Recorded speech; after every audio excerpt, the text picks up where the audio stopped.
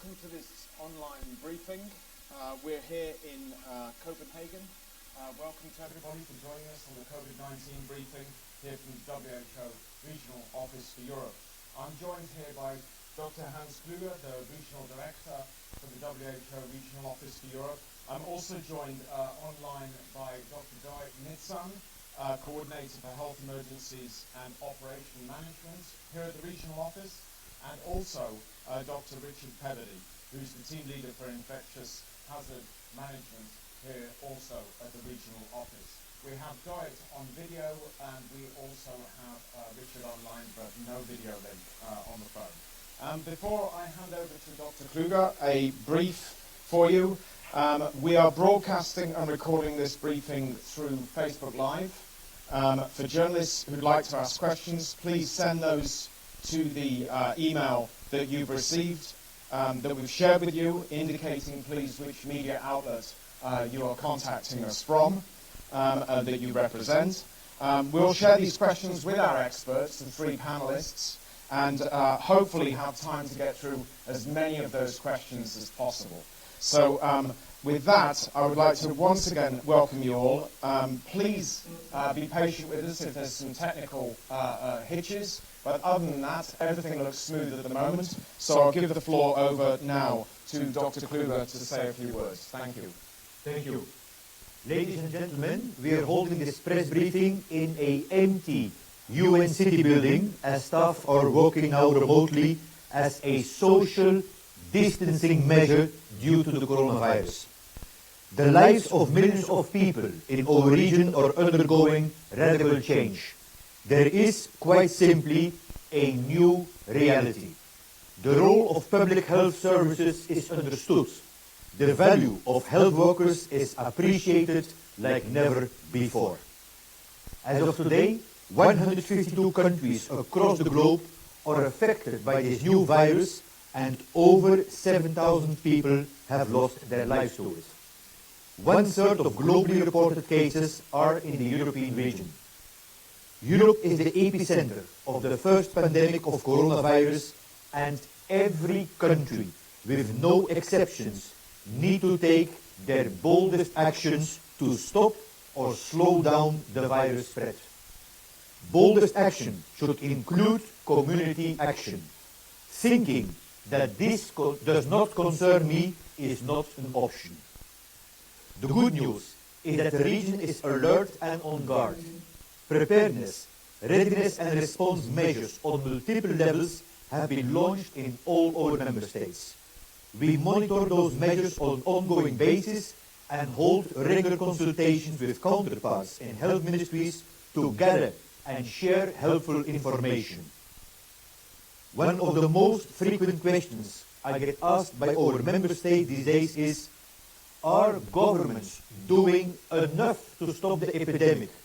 And the second question, are governments doing too much? Is it justified? To answer this, let me set out a few points about the scale of the response in Europe. First, we are dealing with 4 C's scenarios of the outbreak. No case, first cluster, and first evidence of community transmission. The outbreak is progressing at different speeds in different countries, depending on demographics and other factors. Some of our member states are in scenario 2 and 3, many are in 3 and 4. But the basic actions in each scenario are the same, but the emphasis changes depending on which transmission scenario a country is in.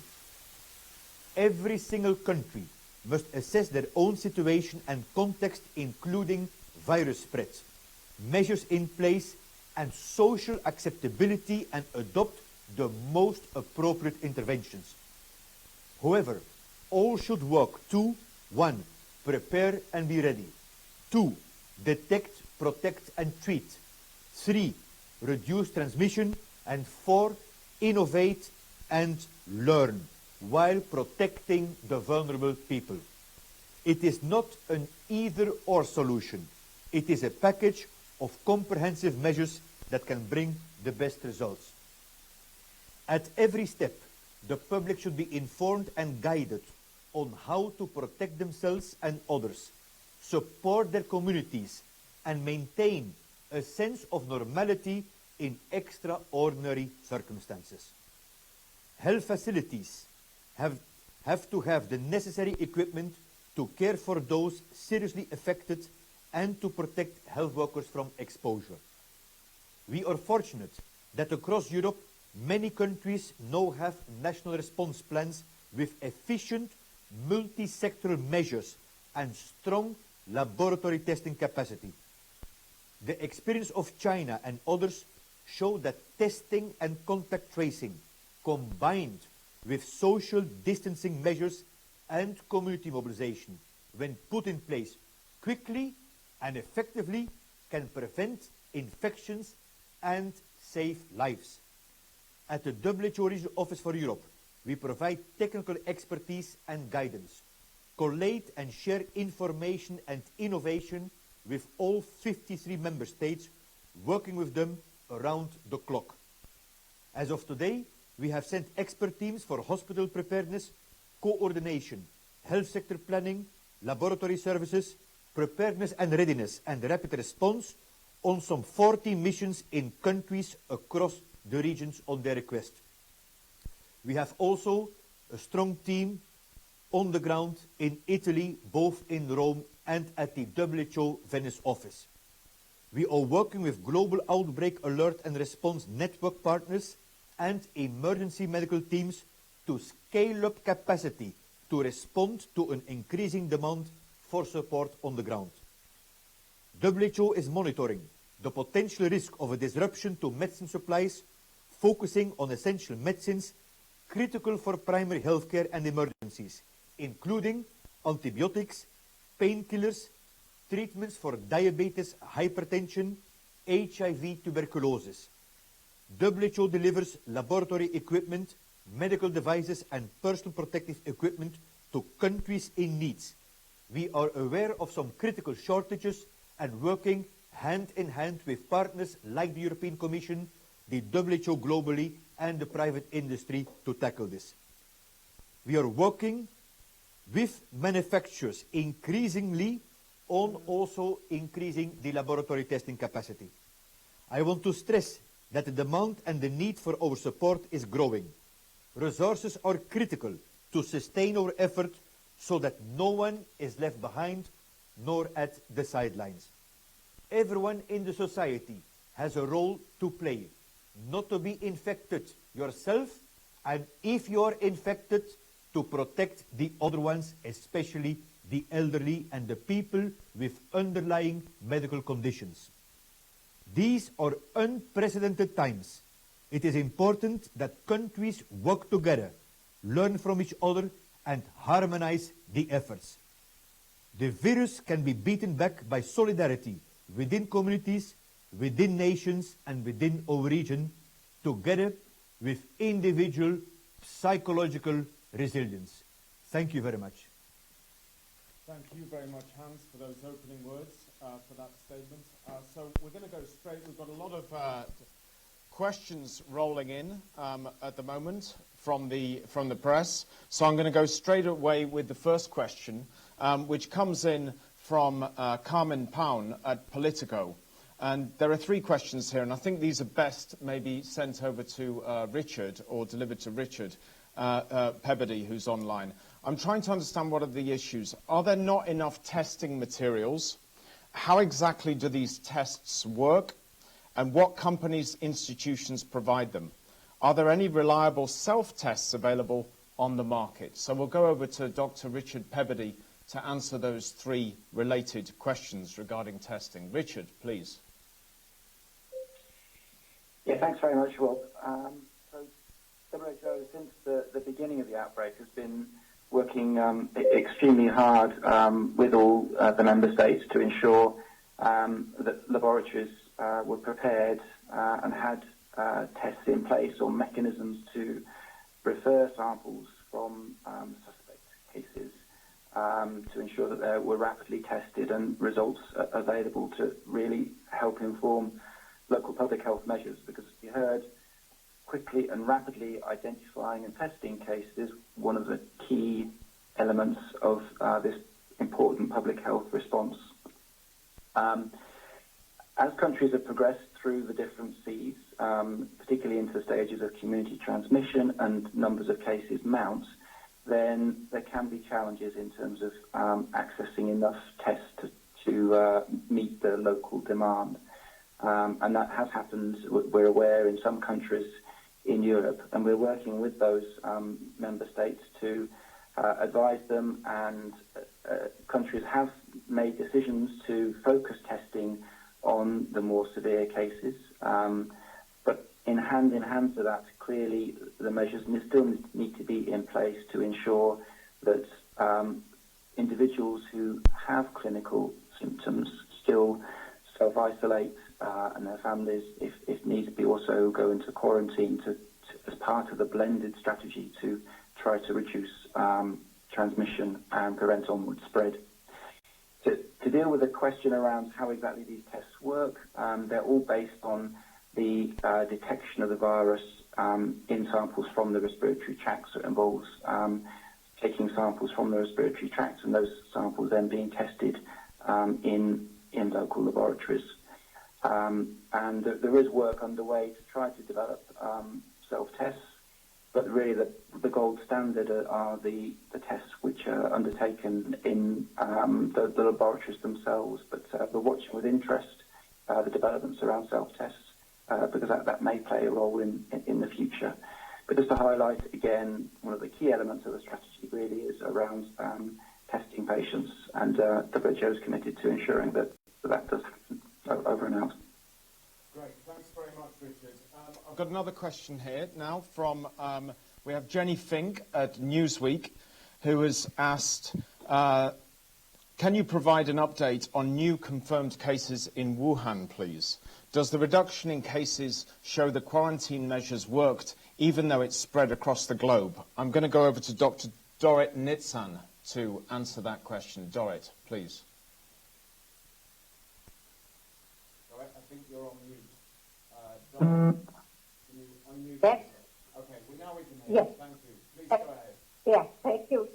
Yeah, thank you. And yes, indeed, the number of cases in Wuhan and in China in general are decreasing as we speak, and these are great news. What also we see that the numbers outside of China are superseding the numbers in China now. What we learned from our WHO office in China and the Chinese authorities is that the actions that were taken, the measures, are very much involved also in containment and mitigation, what we call containment and mitigation, and that each country needs to assess the situation and to implement these packages. It's not one size fits all from one side, and from the other side, it's not one action that helps. So social distancing alone is not enough. What the Chinese showed us is that all the actions that our regional director just mentioned should be done together in a combination. So thank you. I hope I answered. Thank you very much indeed. And I've got another question, follow-up question here, which is to you, Regional Director, to you, Hans. Should Europe respond more as one? Should there be more unity? Yeah. The solidarity is a call that WHO is standing very, very strong for. At one hand, it is normal that in the beginning, countries are responding more, let's say, in an individual way. Every country context is different, and they have to do their own risk assessment, where WHO often is part from. But as we are moving forward, the unification and the synergizing is coming both naturally and more also recommended by the WHO.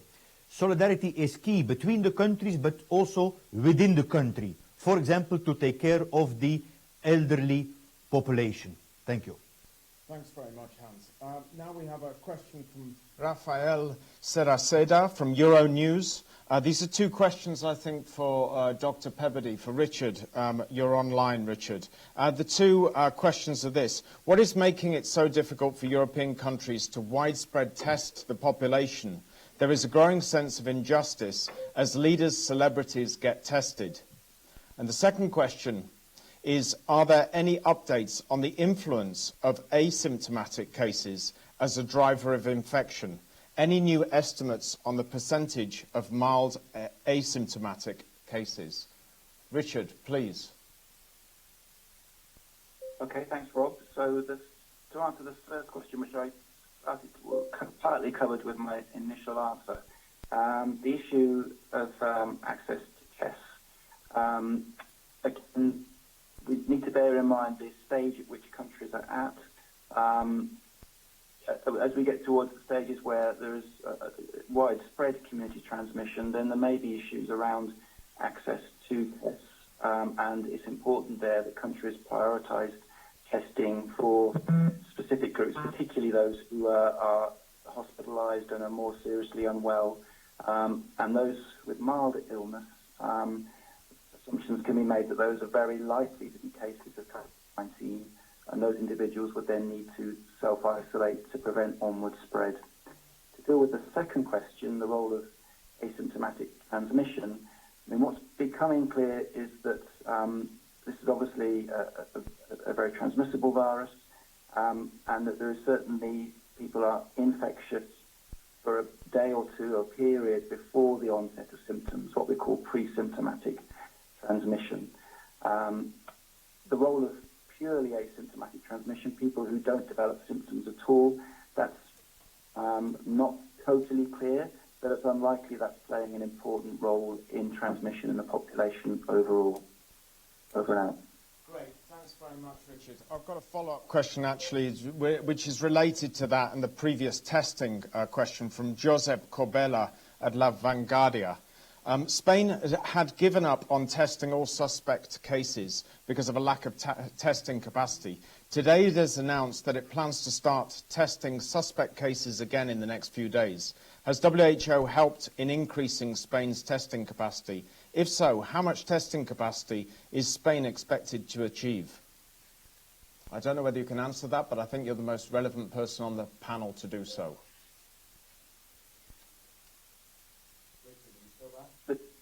Yeah, and I'm still here, Rob. Yeah, no, thanks for the question. And obviously, very good to hear that Spain are extending their testing beyond their current target group.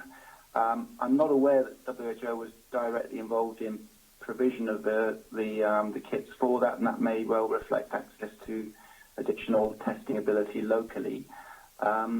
But again, just to reinforce the key message that testing is such an important part of the control strategy, but that it is a blended strategy and it needs to be part of these other measures, including self-isolation of symptomatic individuals and social distancing measures to reduce the spread of the virus in the population. And these other measures, which everyone can do, is around sort of good respiratory hygiene and regular hand washing. All these combined together can help to fight the infection and reduce spread in the population. Thanks very much indeed. The next question I have is from Kristina Bozic from the Slovenian newspaper Večer. And it's to you, Dorit, specifically to you. If medical staff and hospitals are stretched and faced with increasing number of patients, is it not better to focus on other procedures and not on testing? If not, why not? Dorit. Yes. Thank you very much. Can you hear me? Yes, we can. Yes. Okay, great. Thank you very much. And indeed, it's a very important question. We are trying to really lower and flatten the curve. And that's all the actions that we are describing are actually aiming to get the milder cases outside of hospitals, while the more severe ones will be in the care and receiving the care that they need. For that, it's very important for us that the healthcare workers will be able to be, first of all, protected, well protected, and be able to provide the care that is needed in the hospital. So it's important to test the patients that are arriving into the hospitals, to know and identify them, to do all the contact tracing outside the hospital, while in the hospital focus on the care. Some of the health systems prioritize the care and ensure that all elective surgeries and elective the procedures are postponed, while the focus is on the corona patients and those who need the acute care. It's important to continue to provide the acute care. People do continue to have other diseases, so we cannot only focus on corona, but we have to prioritize workforce at the forefront, protect them and protect the other patients in the hospital. I hope it was clear. Thank you. Very clear. Thanks very much. And a follow-up question for Hans with regard to the tests, and Dr. Tedros' call to test. This question is also from Christina Bozic at newspaper Večer. Is there any opportunity for all authorities worldwide to receive testing free of charge? And what would, in your opinion, how could we encourage governments to test, as Dr. Tedros has highly recommended? Right. It comes back to the strategy that we know which works to turn the tide against the epidemic. Number one is to contain the outbreak. Do aggressive case finding, which means then diagnosing, putting in quarantine, testing. Number one. Number two, strengthening the health system capacity for the influx of more patients. Number three, the whole community mobilization with social distancing. So when the country has the capacity, indeed, the testing is to be expanded. First and foremost, it is according to the WHO case definition. WHO has a clear case definition. And then contacts of probable and confirmed cases. Now, if a particular country faces limitations, of course, in the testing capacity, because remember, our region encompasses not only the EU, but the 53 member states, then in the healthcare settings, there may be a reason to prioritize. And particularly when we talk about closed settings, because WHO also recently published guidelines how to address the coronavirus outbreaks in prisons, which is very important also in our region. If it is to be tested free of charge, within the Sustainable Development Goals, we strongly believe into what we call universal health coverage. Universal health coverage means that everyone in the population, independent of age, of financial means, of race, of origin, has to have equal access to healthcare services without being pushed into the poverty due to ill health, which includes diagnosis and treatment. And all heads of state of the WHO European region have signed off on universal health coverage and the Sustainable Development Goals. Thanks very much, Hans. The next question comes from Adrian Gopin from Pro TV Romania. And it reads, for all of us who are not infected with COVID-19, what is the preventive treatment that you recommend? Is there anything like that? And that's over to, I think, probably Richard. If I could go to Richard, please. Yeah, no, sure. So, for those of us who aren't infected, what to do? So there's really very simple measures that we can all do to reduce our risk of being infected and indeed reduce our risk of infecting others, which is also important as well. And that's just these very simple measures of washing your hands regularly, having good respiratory etiquette in terms of catching your coughs and sneezes, staying at home, importantly, if you fall unwell with an acute respiratory illness so you don't spread it to others, stay your distance from others, this social distancing, and really follow the guidance as well as it changes from your national government. And obviously different governments are introducing different measures as the epidemic unfolds across the countries of the European region. Right. And with that, now I've got you on, Richard, maybe I could just follow up that, because we've got also from Joette Giovinco at the Fox Medical team has asked, do you consider dental procedures like teeth cleaning or even drilling an aerosol generating procedure? I think also you're the most apt to answer that. Would you like me to repeat that? Did you get it? I did. Well, again, I mean, clearly, if you are unwell, then you shouldn't be going to your dentist if you've got an acute respiratory illness.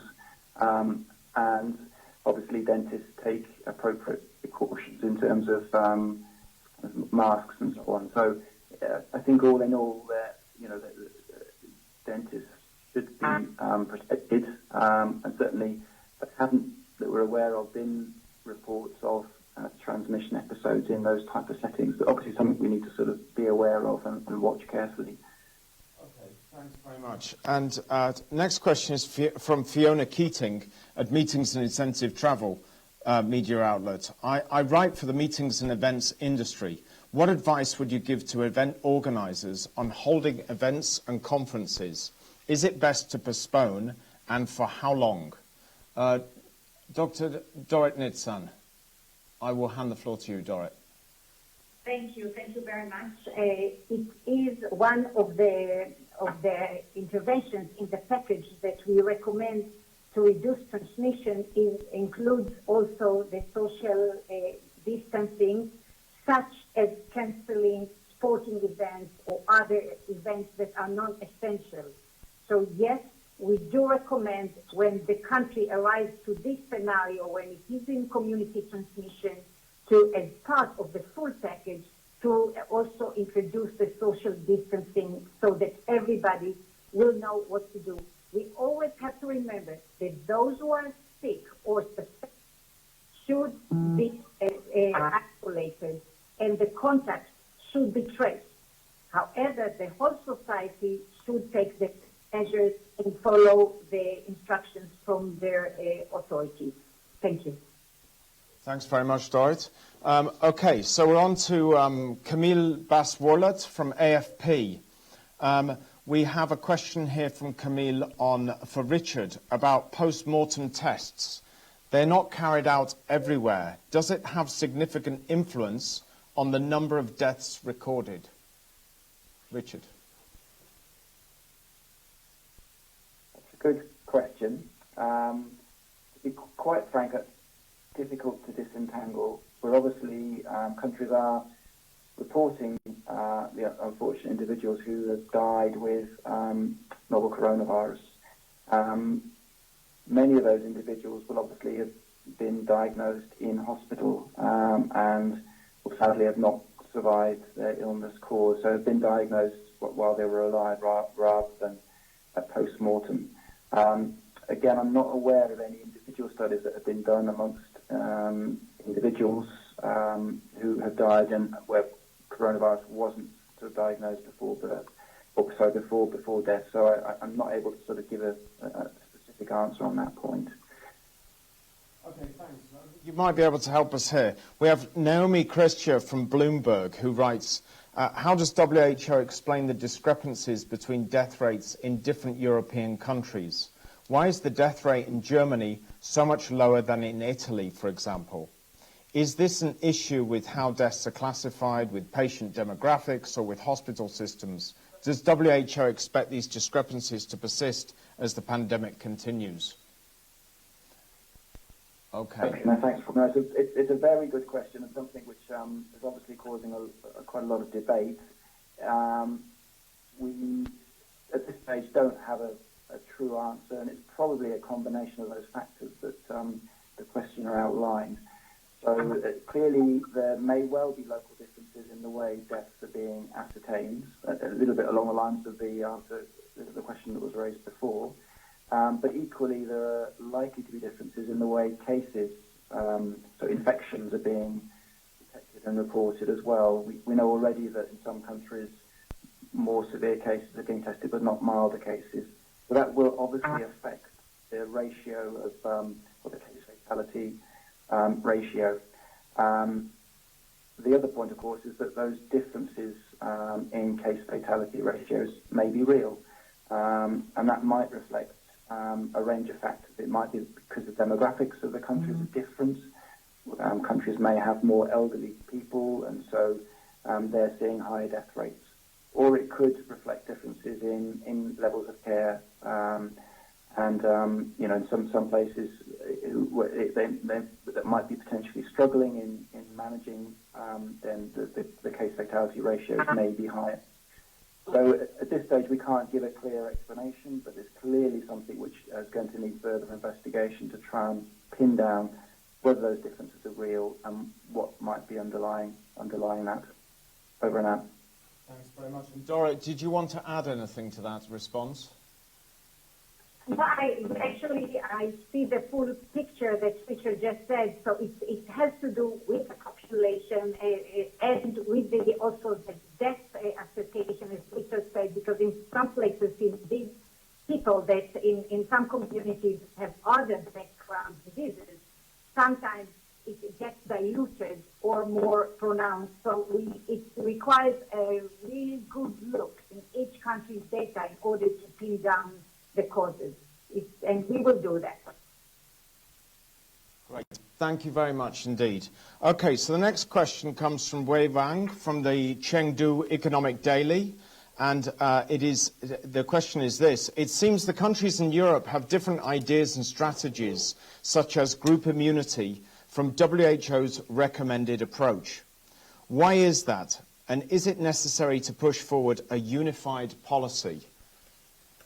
Which of you panel members would like? Hans, can we hand that to you? Yes, thank you. Thank you. It relates a little bit to a question that we previously heard. We do see an alignment of policies now, both on the health policy, but also other important issues like the procurement of the PPE, personal protective equipment. Definitely, the solidarity still can and should be stronger, but we see a positive dynamics over there.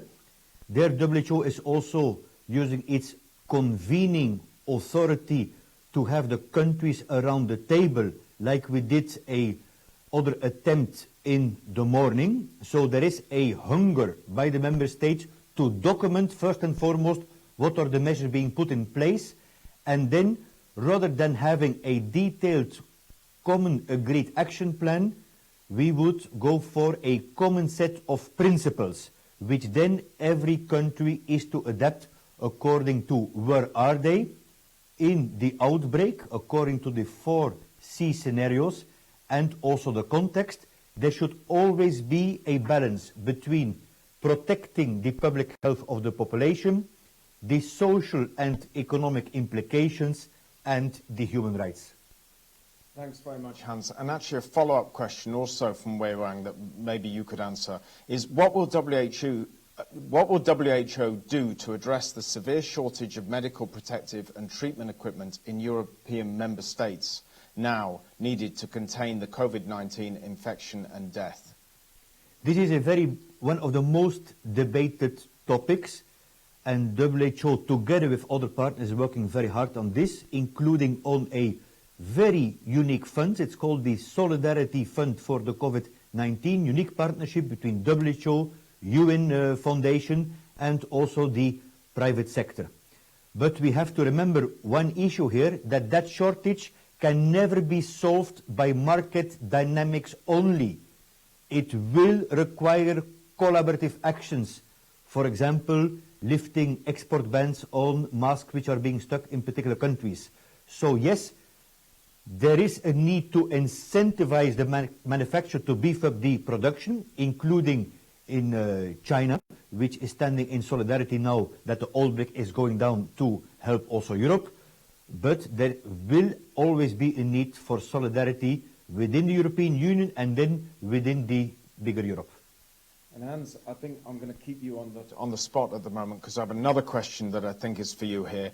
Vavava Podgrudina from Vedomosti business newspaper asks, how do you assess the effectiveness of measures of European governments? Have they been doing everything possible in the current circumstances?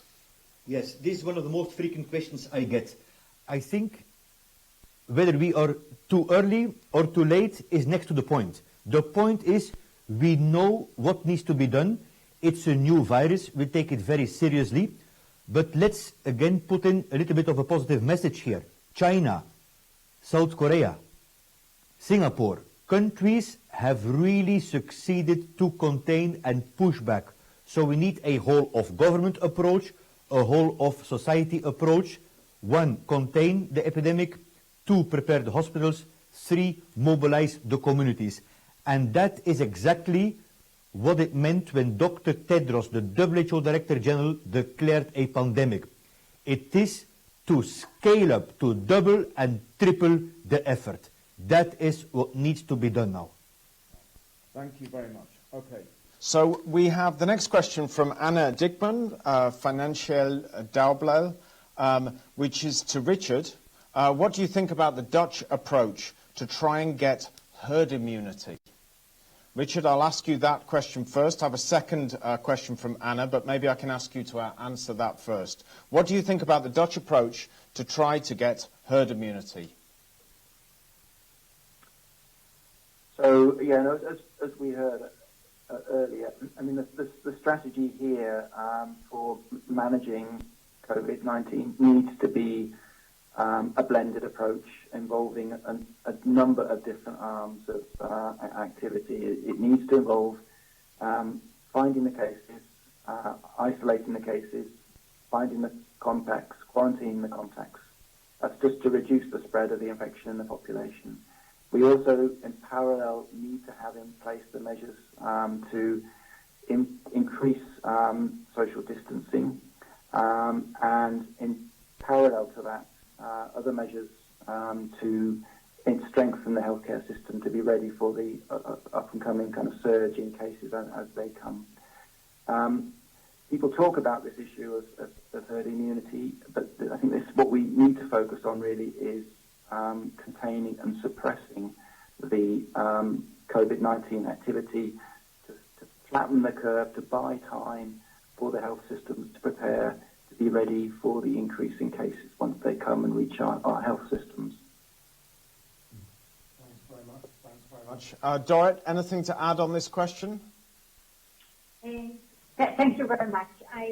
Just to add that we do not have enough evidence about the herd immunity, and I think it's not the right time for us to recommend this. We have to really check and know more about it. What we do know is that it is a new virus, as our regional directors have said. It's a 12-week-old virus in the human race. I mean, before it was alive, but somewhere else. Now it is with us. It's a new virus, and we have to learn it. Is it a virus that causes immunity, or is it something like influenza that changes and needs to be, we have to trace it every year and race after it? So we don't know enough. And at this time, as we said, the comprehensive package of these very basic public and health care needs to be tackled. Later on, we might be smarter. Thank you. Thanks very much. I think you both very nicely covered Anna's question, and that was also an answer to Bevan Shields from the Sydney Morning Herald, who asked a similar question. So we'll move over now to a journalist from Hedg called Tatev Katatrinian. What kind of precautions should people take if they are in a coronavirus risk zone? Richard. Thanks for the question. So, I mean, this again is measures really around protecting yourself and protecting those around you. So I think, as we sort of discussed earlier, again, this is really around these very simple measures to reduce your risk of being infected and your risk of spreading it. So really washing your hands, cough and respiratory hygiene. If you do fall unwell with a respiratory illness, stay at home so you don't spread it on to others, and really keep your distance from the people around you. So stay at least 1 meter away to reduce the risk of infection from others. And again, just follow the local guidance that is there. That there may be special recommendations in place, and just follow that. That should hopefully keep people safe. Over and out. Great, very straightforward. Thank you very much for very clear. Next to Camilla Hodgson from the Financial Times, and this is also a question for you, Richard. Are some countries able to test more people per day than others? And if so, how? What's the average, and what should we aim for?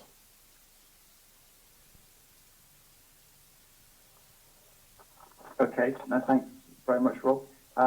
So, again, I mean, just within the European region, as we heard from the regional director, we have 53 member states. They vary considerably in their economic level and their ability to test cases. We really need to sort of think very carefully on strategies here, and WHO has been very clear on the testing strategy and how that evolves depending on the stage a country's at. So in those early stages when the country is seeing the first cases, it's really focused on testing them all, and the country should have the capacity to do that. As you come through into the later stages with the cluster and community transmission stage, then there may then be requirements to prioritise testing, focus on testing the more severely unwell individuals, those individuals who are in hospital, to ensure that they're identified and appropriately managed, the healthcare workers are kept safe, and those individuals with milder disease can be managed at home, in the community, kept out of circulation to avoid onward spread, and the requirement for testing for those isn't so essential. But clearly in some settings they may have the capacity to do that, but in those that don't, that is still an effective strategy as part of all the other social distancing measures to try and bring the infection under control, to flatten the curve, to buy time for the health system to prepare. Over and out. Thanks very much. Thanks, Richard. And the next question comes from Badia Afshin from Iran International TV, and it's for you, Hans. Will Europe as an epicenter act beyond its borders and support other communities like Iran, which struggles with the COVID-19 outbreak? If so, how? Thank you. We believe in a global world, and yes, we are sitting here in the WHO premises for the Regional Office for Europe, but we act as a one WHO. In fact, this morning we had the region director of the African region connected. On Thursday we'll have the region director of the West Pacific. Every day there is a Health Security Council with the WHO Director General Dr. Tedros and my 5 peers, the 6 region directors. So absolutely support is around leaving no one behind. Europe has demonstrated its solidarity when it started. We also count very much on the other regions to support the WHO European region, and there is no any reason why support to Iran would not happen. In fact, the embassy of Iran approached also our WHO representative in Moscow in the Russian Federation to discuss this, and these discussions are being taken forward. If there's any very specific question, please do not hesitate to write us bilaterally. Absolutely, great. Thank you. And the next question from Marco Lillo at Il Fatto Quotidiano. What do you suggest to do in Italy? Tracing and testing were the keys in Hubei and in the whole of China. Italy is doing enough on these two issues? I think that's a question. Sorry, let me rephrase that. Is Italy doing enough on these two issues? Maybe we'll go to Richard first and then Dorrit next. Richard. Yes. Italy is clearly the country really in Europe who has experienced widespread transmission first. So we're very much learning from Italy, from their experiences, from the interventions and so on that they've employed. That they're really taking this extremely seriously. The WHO joint mission with ECDC visited the country and helped to work with the Italian authorities on the local response. And the measures which Italy are introducing, again, it is this blended approach of social distancing, identifying cases, restricting people's movement, with the aim really of trying to dampen down transmission to, again, hopefully reduce the pressures on the healthcare system, which of course they are really experiencing to the nth degree, really something for the rest of the region to learn from in terms of what measures to introduce and when. Over and out. Thanks very much. And Dorrit, please. Thank you very much. What we see from Italy is that they had to really move very quickly from few cases to many cases. And what the actions taken, and we commend what they have been doing in that short window that they actually had between those few cases and hundreds of cases. This was like a fire. For that, what we are saying since the beginning, please focus also on identifying already the first cases so that we can identify them and track them. When it comes at this very short window, it is challenging. And at that point, what you see is the full strain on the hospital and the clinical care and the community. At that time, everything has been done in the right way. And yes, also, we have to remember the demography of Italy and many European countries. These are more elderly than we see in other countries. If we look at the South Korea data, yes, it worked well. But if you look well at the data, you see that it's mostly younger women at that group, those that got sick. This makes a whole lot of difference. So let's look country by country at the data. We are following the curve, that is the epi curve, and we see which action needs to be taken at each of the stages. And these scenarios, Italy is following very closely those scenarios. Thank you. Thanks very much, Dorit. And maybe we stay with Italy. And Hans, maybe you could say a few words about how WHO is collaborating and supporting Italy today and in the past. Italy was one of the 3 countries where we had a rapid response team, so very shortly after the issue was increasing exponentially, with a team in Rome to work hand in hand with the Istituto Superiore di Sanità, the leading public health institute, and the Ministry of Health. And I really would like to express my appreciation to Minister Speranza himself for, from the very beginning, very transparently sharing the data. Because I always say, Italy is now the platform of know-how in Europe. So what we're doing in Italy is not only for Italy, but Italy is doing for Europe and the rest of the world. And then we also have the very intensified work with the different regions in Italy, as the health system competency also lays with the regions, and then working hand in hand with the Civic Protection Committee, which is the ultimate body which is convening the national level with the regions. So we are, as we speak, learning every single day in different fields, whether it's clinical management, infection control and prevention, and epidemiology. Super, thanks very much, Hans. And a quick question for you, Dorit, from Isabel Sacco from EFE. How much does it cost a coronavirus test? Do you have that knowledge? The coronavirus test cost, it depends on the country scale, but it's about $30 to $60, depending on the scale. And therefore, some countries have to be very kind of economical and efficient in using it. It is something that we are thinking about. There are more cheaper tests that are in the market, but all of them have to be verified. So it's not cheap, but it is more costly to be sick. So that's what we have to remember. So contact tracing, isolation, and the social distancing are important. Thank you. Great. Thanks very much indeed.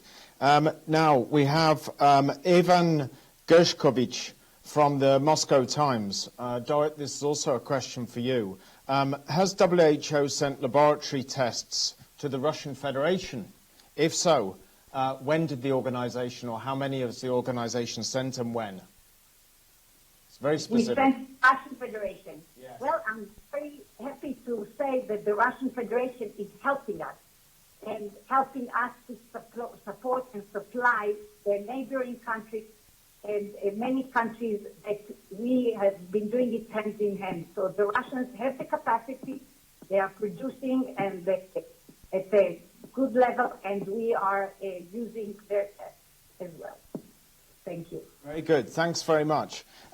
So, Richard, we've just got time for a couple more questions. I'm going to go to Richard on the next one. Are lockdowns good or bad? So I'm assuming this is referring to countries locking themselves down as a preventive measure or as a national measure. Are lockdowns good or bad? And that comes from Christian Orlik from the DPA. Yeah, no, thanks for that question. So, I mean, this again comes back to the strategies around social distancing and trying to reduce spread of the virus in the population. And countries need to look very carefully at the blended approach that they want to use to try to do this. There are a range of strategies that you can use. The idea of lockdowns has been used in places like China and also more recently in Italy to really kind of reduce the movements of people to try to limit spread so that they can play a role. But of course, there are also elements to it as well on the side of ensuring that people's morale and the social acceptability is maintained as well. So there are risks and there are benefits, but we're obviously dealing here with a virus that requires a whole gamut of interventions to try to bring it under control. And at least in some scenarios, lockdowns may be part of the menu that's needed. Over and out. Great stuff. Thanks very much. Now, we're rapidly approaching the top of the hour, but I'm just going to ask Hans, we've got one more question here from Adam Vaughan in the New Scientist magazine. The UK dramatically escalated its response measures to the virus yesterday. Do they go far enough? And is the UK doing enough on testing? It has stopped testing for people with mild symptoms. Yes, so we are very pleased to see that indeed the United Kingdom is getting into the mainstream and stepping up its efforts, because the UK has I would say, the beacon of public health in the WHO European region. So we applaud this very much. Comes back to the basic measures that we know are working. Contain the outbreak, strengthen your health system capacity, and number 3, mobilize your community, but in doubling and tripling the effort. Thank you. Wonderful. Thanks very much. And I think on that note, we can thank everybody for... We've just got one more question. Excuse me. Sorry, I've just heard the ping go here. Let's see. What are the WHO guidelines for countries where hospitals are reaching maximum capacity? That's just in from Jenny Ravello at Devex. What are the WHO guidelines for countries where hospitals are reaching maximum capacity? Can we send that over to you, Dorrit? Yes, thank you. As we discussed earlier, prioritization is a key. We are trying to prioritize the actions and the procedures in the hospitals so that only those that really need to be hospitalized will be hospitalized. Also, emergency medical teams, our initiative and partnerships with organizations are coming side by side with governments that need help. And we have already some of our emergency medical teams deployed. In some areas, they even moved to very innovative approach of drive-through to do some testing.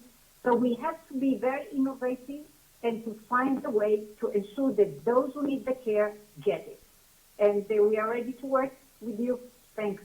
Okay, wonderful. Thanks, Dorrit. And I can see that there are more questions now rolling in. We'll endeavour to respond to those questions bilaterally with you in writing. But if I could just turn now to the Regional Director, Dr. Hans Kluge, to close.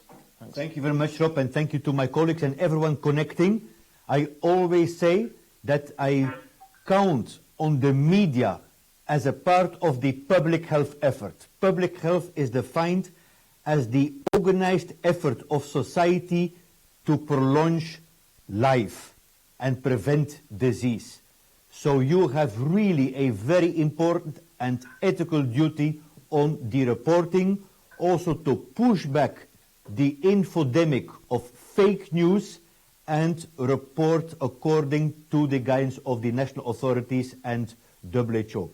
Every one of us has a responsibility to contain and slow down the outbreak, and solidarity is key, psychological resilience is key, and to walk the talk.